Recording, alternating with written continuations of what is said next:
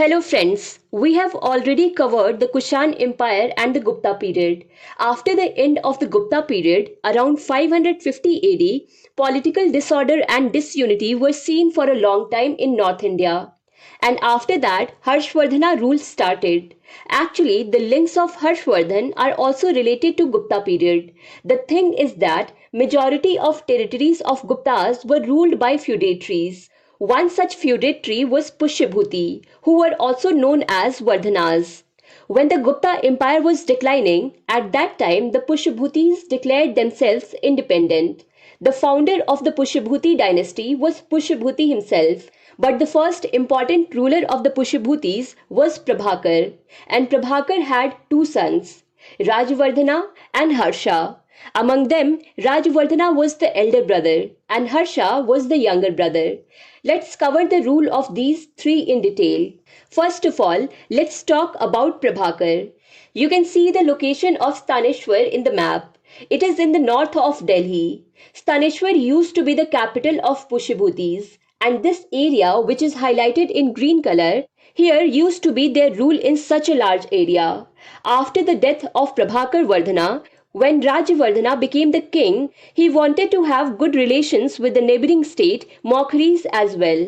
You can see the location of Maukris in the map, and you can see that the main cities in their kingdom were Ayodhya, Kannauj and Mathura. Kannauj used to be their capital. At the time of Rajavardhana, the king of Maukris used to be Grihavarman.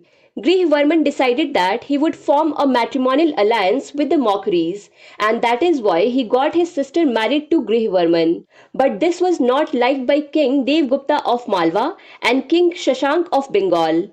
Together they killed Grihavarman. To avenge the death of Grihavarman, Rajavardhana turned his army towards Malwa and defeated Malwa's ruler Devgupta. But on the way back from Malwa, in between, Bengal's ruler Shashank killed Rajavardhanas by deceit. So Kannauj was now ruled by Shashank, and in such a situation, Rajavardhana's sister Rajshri fled to the forest. So these were the circumstances when Harshavardhana became the king. Harsha's rule started in 606 AD, and as soon as he became the king, he had two immediate challenges. The first was to avenge the death of his brother from Shashank, and the second is that he should save his sister who was preparing to set herself on fire in the forest. Harsha decided that he would save his sister first. So he immediately went to the forest and he brought his sister along. So in this way he saved his sister from getting burnt in the fire. Now it was time to take revenge from Shashank. But before he takes revenge, we need to know some important details about Shashank. Shashank was a devotee of Shiva, but at the same time he was also an anti-Buddhist. He had cut down the Bodhi tree in Gaya and at the same time damaged the Buddhist monasteries in Gaya. So these were the details of Shashank. Let us now cover the details of Harsha's revenge and military conquest together. But before that, you can see the location of Malwa in the map. Malwa's ruler Devgupta was already defeated by Harsha's elder brother Rajavardhana. That's why there was now the rule of Pushyabhutis on Malwa. So Harsha's first military campaign was on Kannauj, where he defeated Shashank, and after this war, Harsha made Kannauj his new capital.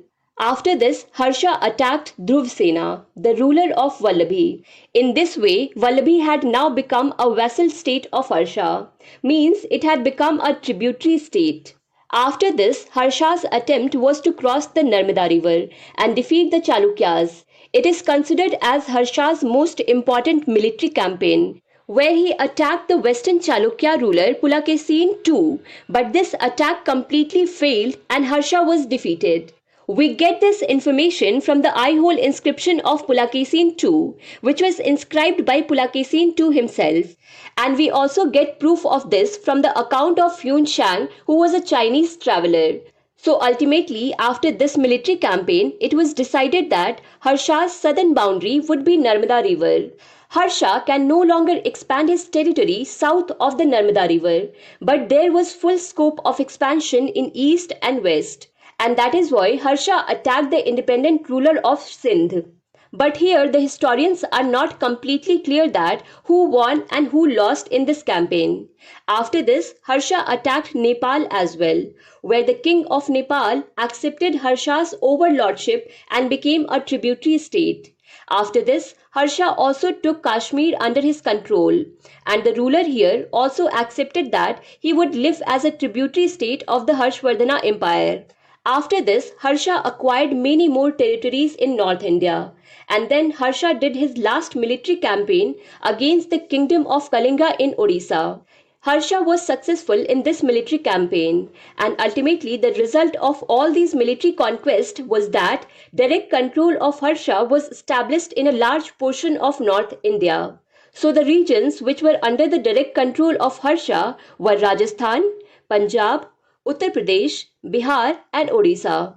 Apart from this, there are many regions where Harsha was not ruling directly, but there was influence of Harsha. That is, such states which used to pay tribute to Harsha. The names of such states are Kashmir, Nepal, Sindh, Assam, and Gujarat. So these were the details about Harsha's life and military conquest. To understand Indian history and Indian polity in detail, do follow Bookstawa playlist. Link is given in the description box. Thank you for watching Bookstawa.